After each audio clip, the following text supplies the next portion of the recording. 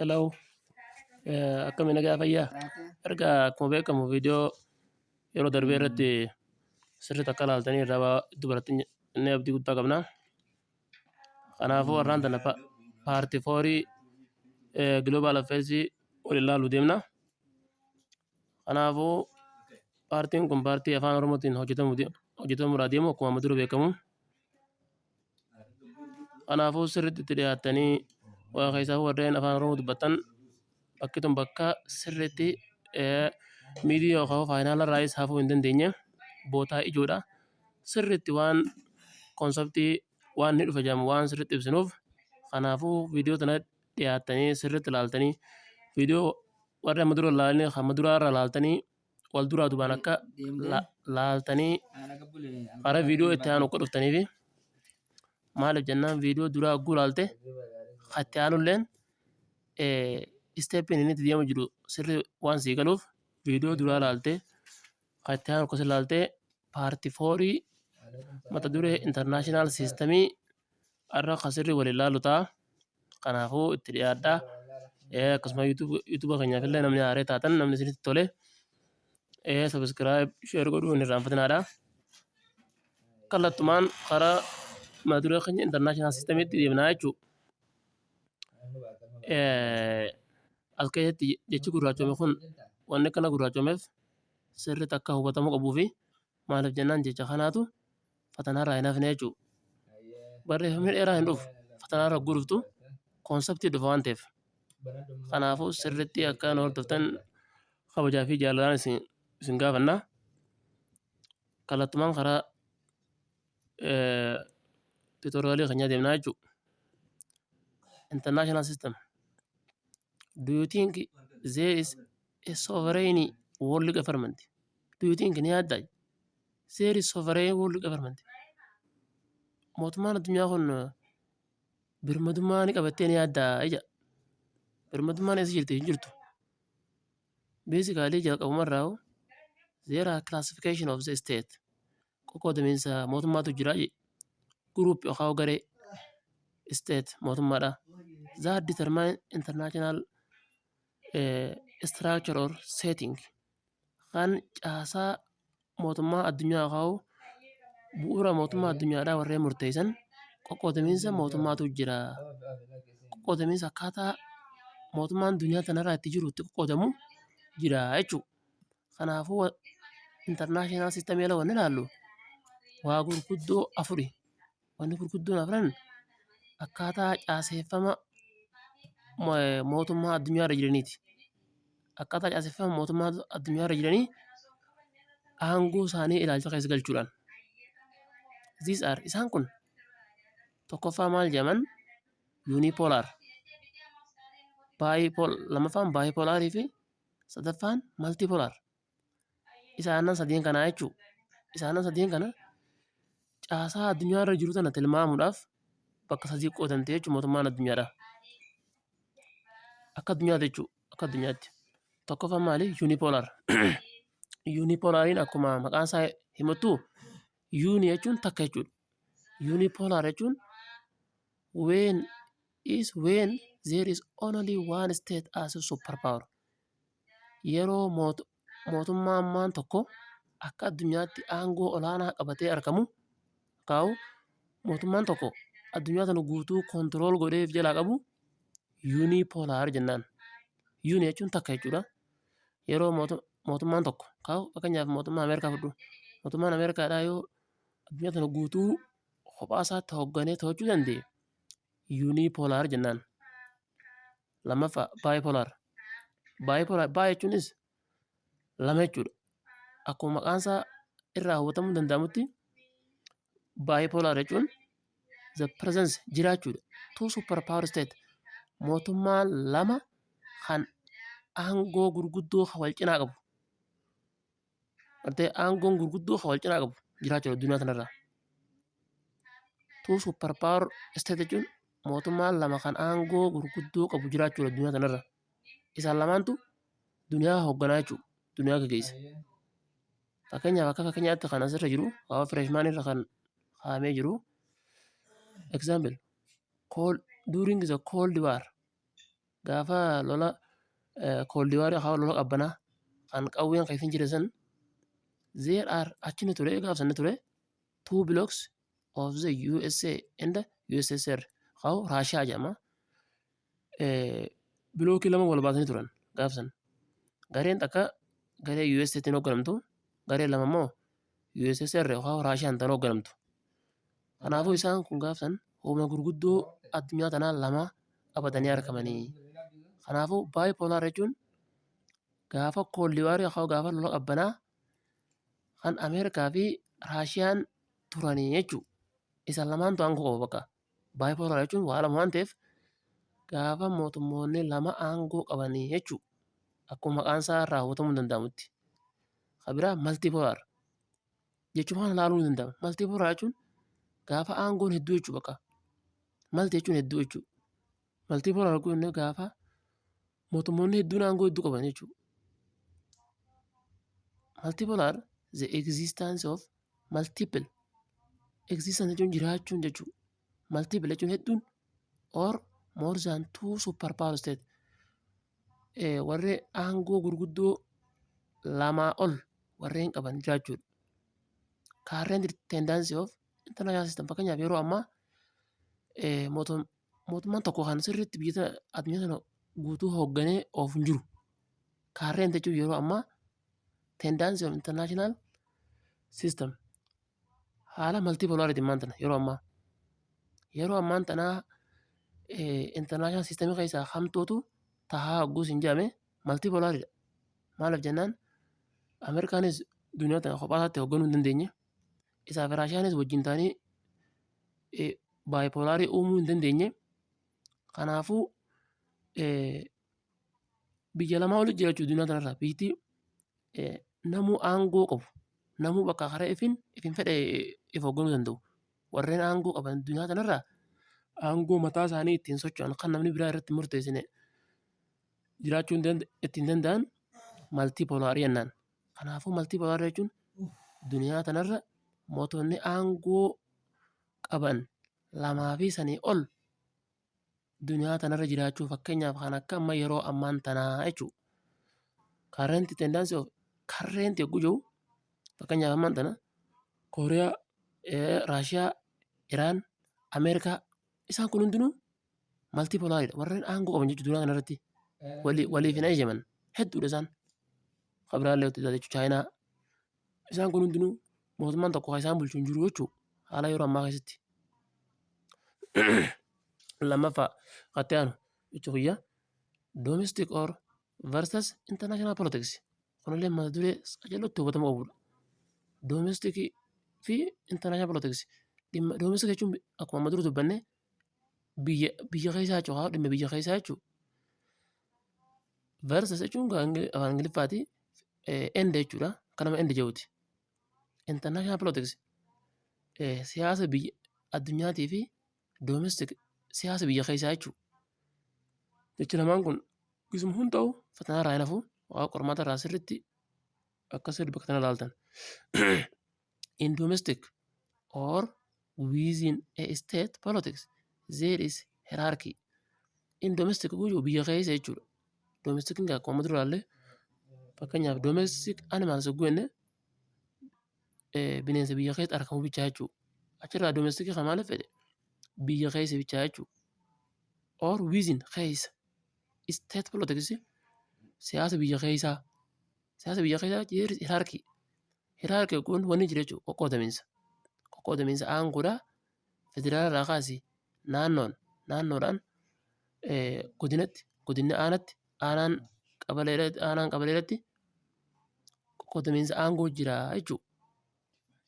Garuu weeraas jechuun faallaa kanaatiin jechuudha. In international politics sirna siyaasa addunyaa keessatti it is anarchy jeequmsaa jira akka addunyaatti. Realist view akka ilaalcha warra realistotaatti tiyoorii realist view ganaa itti ilaaluu deemna akka ilaalcha warra realistotaatti sirni siyaasa addunyaadhaa jeequmsaan kan guutame jedhan. Kanaafuu international politics jechuun sirna siyaasa addunyaa jechuudha. Domestic jechuun sirna domestic politics sirna siyaasa biyyattii keessaatii fi sirna siyaasa addunyaa jechuudha. Sirna siyaasa biyyattii keessaa mootummaan caasaa isaa gadi diriirfatee sirriitti hoogganuu danda'a. Kanaafuu domestic politics keessa jeequmsi yookaan anarkiin hin jirtu. International politics yookaan sirna siyaasa addunyaa keessa immoo akkuma ammaan tanaa mul'atutti jeequmsi akkaan jira jechuudha. Akka warra ilaalcha realistiitis international politiksiin jeequmsaan kan guutame ijaan international politiksiin yookaan sirni siyaasa addunyaadha. Maaliif jennaan humnis takka tan addunyaa tana hooggantu hin jirtu waan ta'eef. Continued. Hierarchy jechuun is a system of or group that control an organization or institution at different levels. Hierarchy jechuun akka nama afaan Oromootiin wanni jiruuti. Masalaala. Masalaala jechuun akkuma sirri masalaala namni afaan Oromoo sirri beeku ni beeka. Masalaala jechuun waan takka tan gubbaa ka'ee hanga jalaa damee qabu jechuudha. Akkana jechuudha.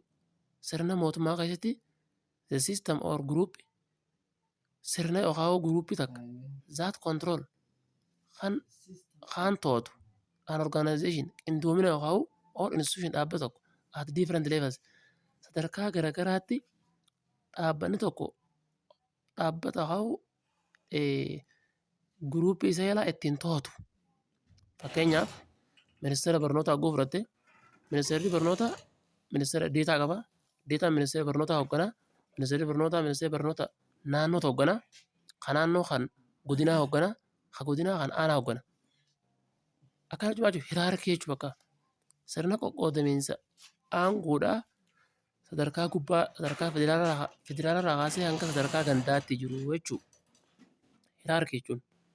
Kanaafuu hierarchy guusin jee sadarkaa qoqqoodamiinsa federaalaa kaasee hanga sadarkaa gandaatti jiru dhaabbata fedhe haa ta'u yookaan dhaabbata kan institutionii kan fayyaa haa ta'u yookaan dhaabbata kan barnootaa haa ta'u kan qonnaa haa ta'u caasaansaa ka gubbaa irraa kaasee hanga ka jalaa jiruun haalli isaan ittiin to'atan hierarchy jedhama jechuudha. In this case amma haala kana keessatti there is supervision of division olaantummaa inni jira olaantummaa qoqqoodamiinsaa eega supervision ka gubbaa irraa jechuudha. Division qoqqoodamiinsa. Qoqqoodamiinsi kun based on one's power aangoo takka irra hundaa'a. Yookaan or right to control mirga waan san to'achuu irra hundaa'a. For instance fakkeenyaaf yoo fudhatte domestically biyyattii keessatti government bulchiinsi has a monopoly aangoo nam tokko irraa seenuu hin dandeenye qaba. Monopoly jechuun aangoo namni bira tokko illee irraa seenuu hin dandeenye jechuudha. On legitimate seeraa godhuu irratti use of force humna fayyadamuu within it is how it says biyya isaa keessatti aangoo kan nam tokko irraa hin seenne aangoo isaa sirri fayyadamuu danda'a jechuudha. Beekaa dhagalaan domestically jechuun akkana ibsama bakka biyya isaa keessatti osoo aangoo nam tokko illee irraa hin seenne humna isaa sirri fayyadamee biyya isaa keessatti aangoo guutuu qaba jechuudha. Domestically yookiin the policy force humni poolisiidha biyya keessatti haa domestically yookiin biyya keessatti policy force have the legal mandate mirga seeraan kennameef qabu. Mirga seeraan kennameef qabu. Legal mandate jechuun mirga seeraan sii kenname to arrest suspect shakkamaa tokko hidhuudhaaf mirga seeraan kennameef qaba. Eessa keessatti domestically yookaan biyyattii keessatti dhimma biyyaa keessatti whereas faallaa kanaatiin ammoo international politics sirna siyaasa addunyaa keessatti difficult akka namaadha for interpols poolisiidhaaf haa poolisiin nama yakkuun akkanumatti nama yakkuun akka namaadha yookaan international policy force humni poolisii addunyaadha ni hunjiru maaltu nama shakka maaltu nama yakka. Kanaaf jechuun akka addunyaatti wanni jeequmsaa jira wanni jiruuf International politics jechuun akka addunyaatti jeequmsaa jira. Dhaabbanni tokko cimaan kana addunyaa tana hoogganu hin jiru jechuudha. Garuu domestikaalii yookaan domestikaal politics biyyattii takka keessatti poolisiin nam tokko nama shakkee qabee hidhuu danda'a jechuudha. On the other hand, karaa biraatiin anarchy jechuun is to describe ibsuuf anarchy jechuun wanni jechuudha. Afaan Oromootti guuyamu jeequmsa jechuudha. Jechi anarchy yoo fatanaa irraa gisuma hundaa nafu sirri dhufa. Anarchy jechuun is describe ibsuudha. Absence of sovereignty. Birmadummaan jiraachuu ibsuudha bakka. Birmadummaan hin jirtu nageenyi hin jiru jechuudha. Anarchy jechuun jeequmsa jechuudha. Overarching or world government in the international system. Mootummaan addunyaa tokko kan nama waa balleesseef tokko gaafatu hin jiru jechuudha. Afaan anarkiitiin. Anarkii jechuun nageenyi hin jiru jechuudha bakka akka addunyaatti. Absence of super power. Anarkii jechuun absence of super power. Absence jechuun dhabamuudha. Super power jechuun namni tokko kan biyyi takka kan aangoo guddoo qabdu or badii qaamni tokko tumantee lahu kan seera eeysisu kan seera akka seerri nagaan deemu haa godhu and order nageenyi at international level sadarkaa addunyaatti akka nageenyummaan kun nagaan jiraatu kaa'u akka lammiileen addunyaa tana keessa jiran nagaan ittiin jiraatu kan godhu qaamni tokkollee hin jiru jechuudha. International political keessatti. Anarkii jechuun bakka akkana. Jeequmsi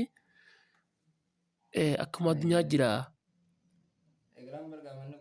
Qaamni tokko kan addunyaa tana hoogganu hin jiru jechuudha. Anarkii jechuun. In fact, we do have NGO. Dhugaa dubbanne jechuudha. NGO ni jirti. International Government Organization. International Government Organization maqaadha malee but garuu they are loosely associated. Isaan are loosely associated. Qindoominni isaadha. Qindoominni IGO loosely jechuun laafaadha jechuudha. Associated jechuun qindoominni isaadha laafaadha. Naguu maqaansa International Government Organization jaama malee nageenya addunyaa fiduu hin dandeenye. And have no akkasumas have no full power. Aangoo guutuu hin qabu to do so. Kana godhuudhaaf nageenya addunyaa fiduudhaaf aangoo guutuu hin qabu maqumaa fi International Government Organization yookaan IGO jaame malee nageenya addunyaa fiduu hin dandeenye. Innaan. Kanaafuu anarkii jechuun akkanaa jechuudha. Continued. In international politics. Sirna siyaasa addunyaa keessatti. Therefore kanaafuu maal jenna? No one has monopoly of force.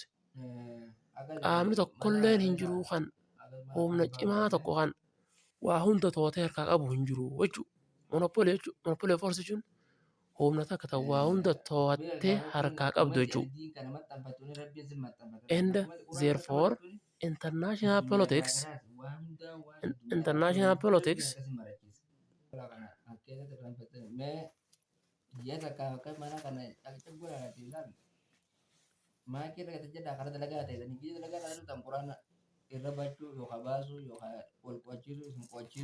kanaafuu international politics hoggannu sirna siyaasa dinagdee therefore kanaafuu maal jechuu dandeenya? Akka addunyaatti nageenyi hin jiru eegenne international politics keessatti no one has qaamni tokkolleen hin jiru monopoly of force waa hunda to'atee harkaa qabu hin jiru jechuudha. And therefore kanaafuu maal jechuu dandeenya kaa? International politics siyaasni addunyaadhaa has often been interpreted full of competition among the states. maaliin guutamee jira jedha. Wal dorgommii biyyoota garaagaraatiin guutamee jira. Biyyi hundinuu waluma dorgomti. Naatu humna qaba, naatu humna qaba. Naatu humna qaba, naatu humna qaba irra wal dorgoman malee qaamni tokko kan waa hunda monopolii godhee aangoo harkasaa qabatee nageenya addunyaa eegsisu hin jiru jechuudha. International politicsii fi domestical politicsii garagaraa jechuudha. International politiksiin akka addunyaatti humni takka illee tan addunyaa tana hooggantu tan nageenya lammiilee addunyaa fiddu tan qaamni tokko addunyaa tana irratti hogguu balleesse qaama san bakka itti gaafatu qabdu hin jirtu. Fakkeenyaaf ammaan tana Israa'el duguggaa sanyii Gaazaa irratti hogguu raawwatte manni murtii addunyaa maqumaaf jira malee Israa'eluu mana murtii addunyaa kan maqaa jiru kanarratti gaafatamuu hin dandeenye jechuudha. Kun maal agarsiisa? Sirna siyaasa addunyaa keessatti qaamni tokkollee kan Israa'el Gaazaa lammiilee Gaazaa akkasumas sababa malee jenosaayidii yookaan duguggaa sanyii irra hogguu raawwatte bakki itti gaafatamu hin jiru. Kun maal agarsiisa? Sirna siyaasa addunyaa agarsiisa jechuudha. Kanaafuu biyyi hundinuu naatu aangoo qaba irra wal dorgomuu malee international politics keessatti qaamni tokkollee kan badii uumamteef itti gaafatamaa ta'u takka bakka itti nama gaafatan hin jiru jechuudha.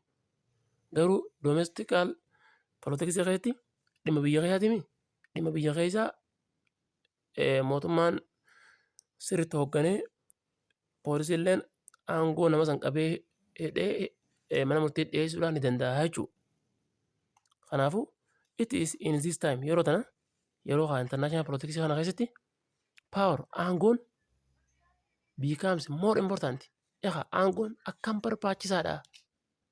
Concept in international relation siyaasa addunyaa keessatti aangoon akkam barbaachisaadha. Maal hojjannaan addunyaa kana keessatti yoo aangoo cimaa qabaatte malee sirriitti hin kabajamtu jechuudha. International politics keessatti namuu anumaatu humna qabaadhaan wal dhiiba malee miskiinni haa'u biyyoonni akka miskiina kan takkaan diinagdee fi siyaasaan gabbu'atan jiraachuu hin danda'an jechuudha. International politics keessatti. Maal jennaan because maal jennaan those who have power warreen aangoo qaban aangoo kam aangoo isaanii economic diinagdee isaanii guddoo militarii waraanaan guddoo ideation yaadni isaanii yookaan warreen hogguu haasawan yaadni isaanii sirrii nama dhiibu. Diplomatic karaa dippiloomaasiitiin kan easily influence laaftuma dhiibuu danda'anii azar biyya biraa less than powerful state biyyoota humna hin qabne irra biyyoonni aangoo guddoo qaban diinagdeen isaanii guddoodha teekinooloojiin isaanii guddoodha dippiloomaatiin guddoodha biyyoota less powerful state ta'an laaftuma dhiibuu danda'anii jechuudha. Sirna kam keessatti sirna international politics keessatti. In international relation power aangoo sirna addunyaa keessatti power aangoon is considered ni yaadamti bakka aangoon is a currency maallaqa yaadamti bakka akka maallaqa yaadamti of international politics sirna siyaasa addunyaa keessatti aangoon akka maallaqaa yaadamti. Namni aangoo qabu bakka maallaqa ni qaba jechuudha. Namni aangoo cimtuu qabu maallaqa ni qaba. Kanaaf asirraa wanni sirrii hubatamuu qabu bakki tun bakka sirrii jabduudhaati fatanarraa illee naftu. Power is considered as currency of international politics. Bakka powerii qabaannaan ati sirna siyaasa addunyaa keessatti akka nama maallaqa qabuuti jechuudha. Despite there is a concept of sovereignty garuu birmadummaan ni jirti illee ajaa'anii jechuudha. Despite jechuun haalillee ta'u jechuudha. There is concept of sovereignty birmadummaan ni jirti illee ajaa'anii meaning hiikni siidha that state are equal biyyoonni wal qixa jechuudha. In international system sirna addunyaa keessatti biyyoonni wal qixa jechuudha. Less powerful state biyyi humna xiqqoo qabdu are being challenged rakkoon irra gahamti. Eenyuun? By the influence of most powerful state. Biyyoota aangoo gurguddoo qabaniini rakkoon irra gahamti jechuudha. Kanaafuu sovereignty illee akka addunyaatti maqaan ni jirti. International system keessatti biyyoonni hundi walqixa. Garuu haa jennu malee biyyoonni humna qaban biyyoota humna hin qabne karaa dinagdeetiin karaa waraanaatiin miidhaatuma jiranii jechuudha. Kanaafuu tutoriyaaliin keenya karraan tanaa asumarra ni gaha. Namni hanga asii sirriitti dhaggeeffatee waa hedduu irraa galti abdii qabna. Hanga paartii itti aanuu wal agarrutti nagaatti.